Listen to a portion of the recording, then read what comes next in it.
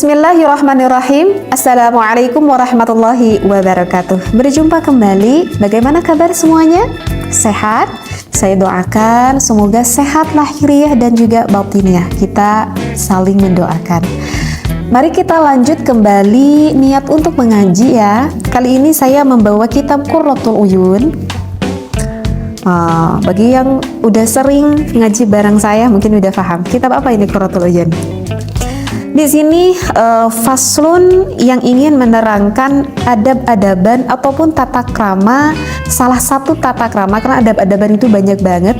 Ini adalah salah satu adab-adaban ataupun tata krama ketika suami dan juga istri berhubungan. Baik, Bismillahirrahmanirrahim. Bismillah, alhamdulillah, wassalatu wassalamu ala rasulillah. Tetapi mohon maaf sebelumnya ya, jika ada referensinya enggak saya tamat dibacakan karena ini cukup panjang juga dan takut memakan waktu.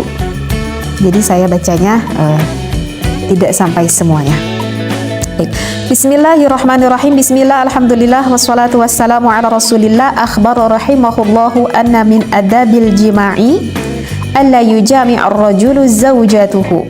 Nah, di sini dikatakan sebagian dari adab-adaban ataupun tata krama ketika suami istri melakukan berhubungan, maka tidak boleh suami kepada istrinya fi thiyabiha bal hatta tanza'aha kullaha wa tadkhulu ma'aha fi lihafin wahidin.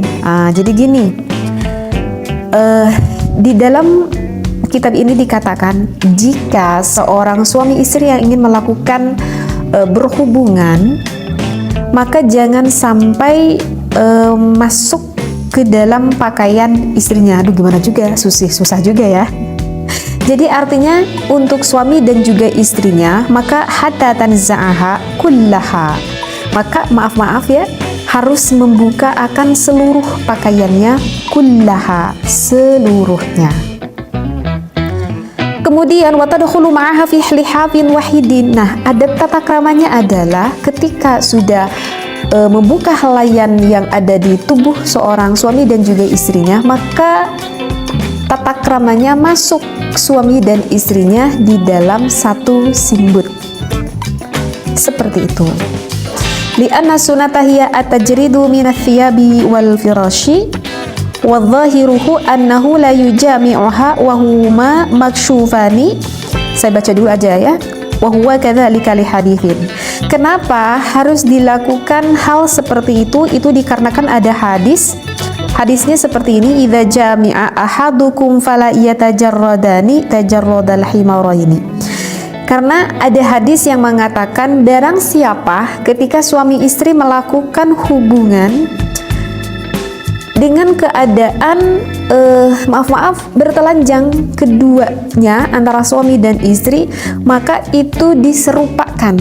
Ini bahasanya diserupakan seperti himar. Tahu himar? Himar itu sejenis kuda lah, sejenis kuda. Jadi diserupakan seperti sedang melakukan berhubungan antara kedua kuda. Ini dari hadis Rasulullah Sallallahu Alaihi Wasallam. Jadi bagusnya itu masuk ke dalam simbut gitu. Jadi tidak terlalu vulgar mungkin ya. Jadi agak tertutup oleh simbut tersebut. Wa kana sallallahu alaihi wasallam indal jima'i yughatti ra'sahu wa yaghuddu sawtahu. Nah ini. Wa kana Rasulullah Sallallahu Alaihi Wasallam jika melakukan berhubungan dengan istrinya, maka Rasulullah selalu menutupi kepalanya Rasulullah. Kalau bahasa di kita apa ya? Kopiah mungkin ya. Kemudian wa yaghuddu sautahu. Kemudian memelankan akan suaranya. Jadi enggak terlalu keras suaranya, tidak berteriak-teriak pula. Jadi memelankan suaranya. Wa yaqulu lirmar'ati 'alaika bis-sakinati, kemudian berkata kepada istrinya itu dengan sakinah. Jadi sakinah teh naon nyamun urang mah anteng welah gitu. Ya, jadi ngucapkeun teh anteng gitu ke istrinya. Wa qala al-khitab yanbaghi lil mujami'i ay yastatirra huwa wa ahluhu bi thawbin sawa'un kana mustaqbilal kiblati amla, baik mau menghadap ke kiblat ataupun tidak. Bahkan ini ada di dalam kitab yang lain, bisa ditemui qala fil madakhil, ada di dalam kitab madakhil, wa yanbaghi, dipentingkan banget, alla yujami'aha wa huma maksyufani bihaitsu la yakunu alaihima syai'un mustaturruhuma. Jadi sama juga sih keterangannya seperti itu ya, di dalam kitab Madakhil juga penjelasannya sama, dikarenakan ada hadis Rasulullah Sallallahu Alaihi Wasallam dan hadisnya juga sama apa yang sudah saya sampaikan seperti itu. Bahkan waqad kana as-Siddiq radhiyallahu anhu, Sayyidina Abu Bakar Siddiq pun jika melakukan berhubungan dengan istrinya maka yughatti ra'sahu, maka Sayyidina Abu Bakar As-Siddiq selalu menutupi kepalanya. Kenapa dilakukan seperti itu? Hayaan minallahi, karena merasa sangat malu sekali terhadap Allah Subhanahu wa taala. Nah, ini adalah yang saya bacakan adab, akhlak, tata krama. Ya, jadi sekali lagi, yang saya sudah bacakan ini adalah ilmu akhlak, ilmu adab-adaban, ilmu tata krama. Baiknya kalau kita mau melakukan berhubungan antara suami dengan istri, Rasulullah melakukan halnya seperti itu.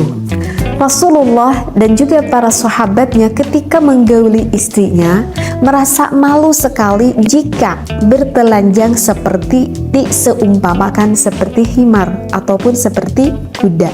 Tetapi memang dianjurkannya bertelanjang. Tetapi setelah bertelanjang maka selalu masuk ke dalam selimutnya, gitu ya, masuk ke dalam selimutnya.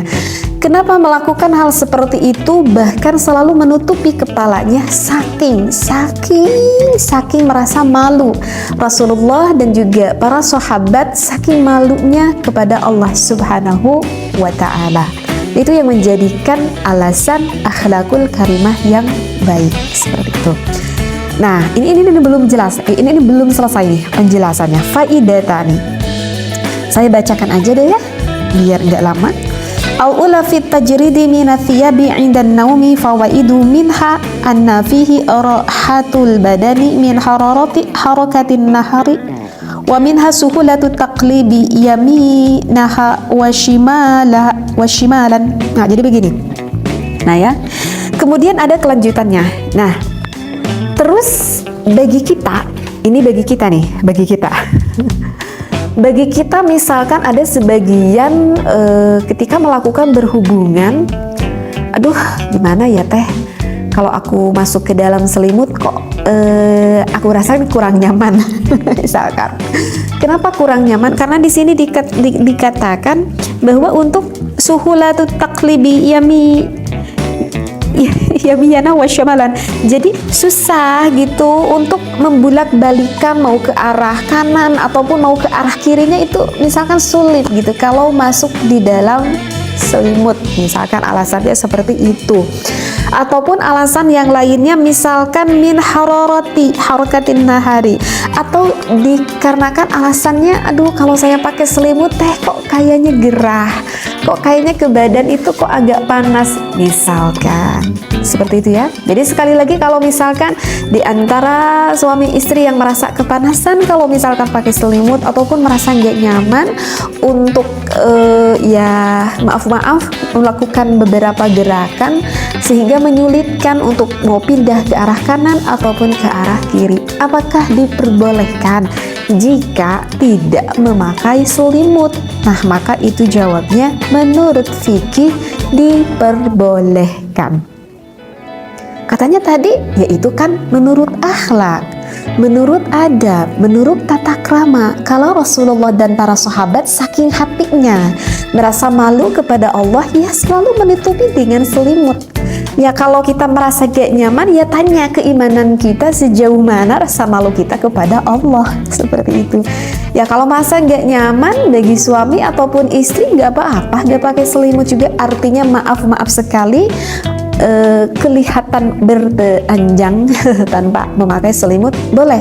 Jawabnya adalah diperbolehkan kalau itu menurut fikihnya, seperti itu. Nah, juga ini ada pembahasan selainnya, li'anna Nabiya sallallahu alaihi wasallam. Baik-baik.